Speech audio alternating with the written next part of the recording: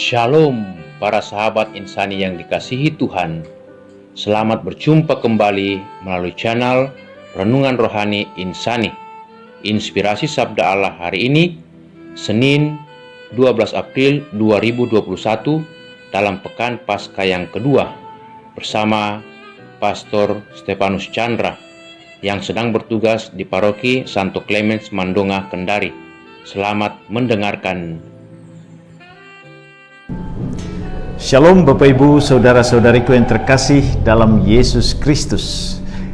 Selamat berjumpa kembali dengan saya Pastor Stefanus Chandra dalam Insani, Inspirasi Sabda Allah hari ini, channel renungan yang sama kita cintai ini. Adapun tema renungan kita pada hari ini, Senin 12 April 2021 adalah lahir baru. Mari kita mulai permenungan kita ini dengan sebuah doa singkat. Dalam nama Bapa dan Putra dan Roh Kudus. Ya Yesus yang baik, terima kasih untuk kasih cintamu yang jelas nyata dalam pengorbananmu bagi keselamatan kami di kayu salib. Jadikan kami manusia-manusia baru dalam Dikau, karena Engkaulah Tuhan dan pengantara kami kini dan sepanjang masa. Amin. Bapak Ibu Saudara-saudariku yang terkasih dalam Yesus Kristus, adapun perikopa yang menjadi landasan kita bermenung pada hari ini diambil dari perikopa Injil Yohanes pasal 3 ayat 1 sampai dengan 8. Mari kita bacakan bersama-sama. Percakapan dengan Nikodemus. Adalah seorang Farisi yang bernama Nikodemus, seorang pemimpin agama Yahudi. Ia datang pada waktu malam kepada Yesus dan berkata, "Rabi, kami tahu bahwa engkau datang sebagai guru yang diutus Allah, sebab tidak ada seorang pun yang dapat mengadakan tanda-tanda yang engkau adakan itu jika Allah tidak menyertainya." Yesus menjawab katanya, "Aku berkata kepadamu, sesungguhnya jika seorang tidak dilahirkan kembali, ia tidak dapat melihat kerajaan Allah."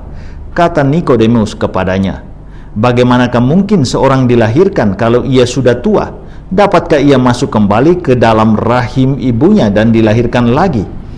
Jawab Yesus, "Aku berkata kepadamu, sesungguhnya jika seorang tidak dilahirkan dari air dan roh, ia tidak dapat masuk ke dalam kerajaan Allah.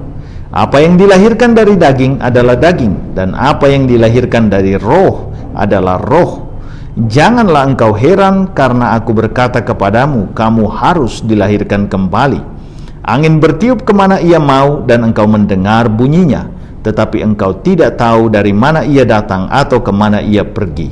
Demikianlah halnya dengan tiap-tiap orang yang lahir dari roh."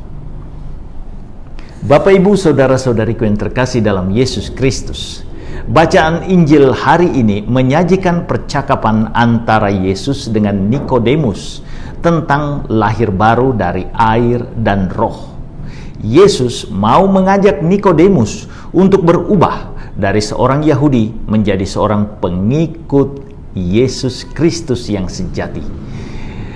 Keselamatan bagi seorang Yahudi diyakini tersedia bagi orang-orang yang melakukan kehendak Allah. Usaha manusia dalam hal ini sangat ditekankan dalam jalan keselamatan orang Yahudi. Dalam perspektif keselamatan tersebut, Allah dipandang sebagai pemberi hukum, penuntut ketaatan pada hukum yang disampaikannya, pengganjar dan penghukum manusia yang menghendaki keselamatan. Allah adalah Dia yang mengatasi segalanya, jauh tak terjangkau oleh manusia, sehingga Allah dipandang tidak terlibat langsung dalam hidup manusia, walau Ia menjadi penentu segalanya. Sementara Yesus menghadirkan Allah yang dekat, Allah yang imanen, Allah yang berbelas kasih, dan Allah yang maha pengampun. Allah dalam Yesus Kristus bukanlah Allah yang gemar menghukum, tetapi Allah yang rela melepaskan kealahannya menjangkau manusia, berkorban bagi keselamatan manusia dengan wafat di kayu salib. Kita bisa baca itu dalam Filipi 2 ayat 1 sampai 11. Yesus menghadirkan Allah yang sungguh terlibat dan menolong manusia menggapai keselamatannya. Manusia diajak oleh Yesus untuk memasrahkan diri kepadanya yang adalah anak Allah. Tekanan dalam jalan keselamatan Yesus Kristus adalah kasih dan kerahiman Allah kepada manusia. Nah, Nikodemus diajak oleh Yesus untuk beralih dari pandangan Allah yang jauh tak terjangkau itu kepada Allah yang hadir nyata dalam Yesus Kristus. Nikodemus telah percaya bahwa Yesus menghadirkan karya Allah, namun belum sampai pada pengakuan iman bahwa Yesus adalah Allah sebagaimana yang diimani oleh para murid Yesus. Petrus misalnya, ia telah mengalami kelahiran baru tersebut. Pastilah dia telah dibaptis oleh Yesus di Sungai Yordan, dan tatkala Roh Kudus menguasainya, Petrus mengalami transformasi luar biasa. Dari manusia penakut, pengecut, boleh kita katakan demikian, menjadi manusia yang penuh keberanian mewartakan Yesus dan mempertobatkan sekaligus 3.000 orang dengan sekali berkhotbah. Kisah Para Rasul 2 ayat 14 sampai dengan 41. Transformasi yang dialami Petrus itu jauh sebelum pencurahan Roh Kudus atasnya dalam peristiwa Pentakosta. Tatkala Allah memakai mulut Petrus untuk memaklumkan Yesus sebagai Mesias, anak Allah yang hidup atau Allah sendiri. Matius 16 ayat 16 sampai 17. Ajakan Yesus kepada Nikodemus, saudara-saudariku yang terkasih, adalah tantangan bagi kita untuk menyerahkan diri secara total kepada Allah dalam Yesus Kristus. Maka jika ada keraguan-raguan, kita harus singkirkan, karena Yesus adalah satu-satunya, bukan salah satu, tapi satu-satunya jalan kebenaran dan hidup.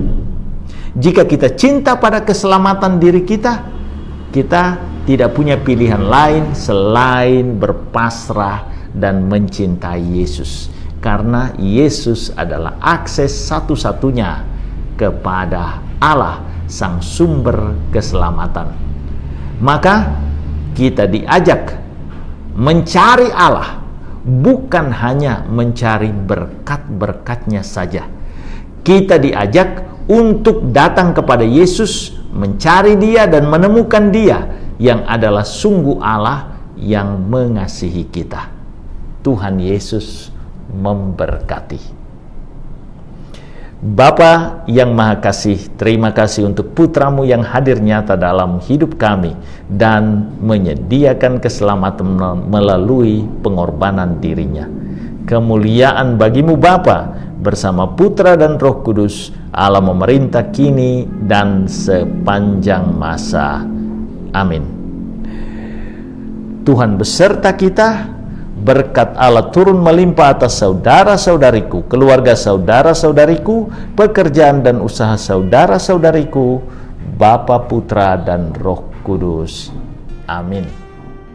Terima kasih saudara-saudariku yang telah mendengarkan sabda Allah. Saya, Pastor Marcelo Lotandung, mengucapkan berlimpah terima kasih kepada Pastor Stefanus Chandra. Semoga Pastor bersama dengan segenap umat di paroki senantiasa diberkati Tuhan dalam setiap aktivitas dan pelayanannya. Amin.